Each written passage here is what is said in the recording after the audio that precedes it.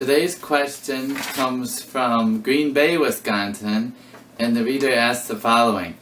Did the Medicaid law change in 2014 where the state no longer deals with small life insurance policies for a person on Medicaid? My mother was on Wisconsin Medicaid in a nursing home since 2011. She died in May 2018. Only having a $1,000 life insurance policy, we set up a funeral trust for $7,000 in 2011. The funeral trust paid the entire funeral expense. A finance person at the funeral home told me the law changed in 2014 and the state does not want to deal with small life insurance policies. She thought we could now keep the $1,000 amount from that policy and not have to give it to the state. Is this change correct? Please advise. So the answer to your question is it likely depends on the date the life insurance was purchased.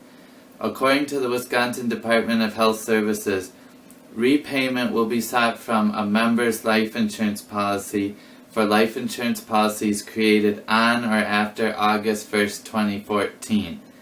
If your mother purchased the policy prior to August 1, 2014, then according to the fact sheet put out by the Department of Health Services, they will not pursue recovery against this policy. So I would check the date she purchased the policy because, again, created it. Purchase usually is when you create it.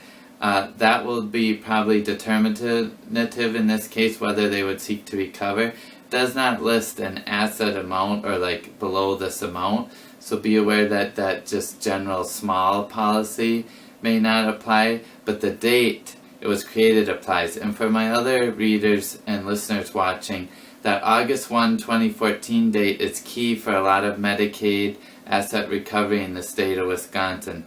That's when the laws changed to expand estate recovery to include assets in a revocable living trust, to include life estates, etc. That's why if you have a plan that was formed before then, you should get it looked at to make sure it's still effective.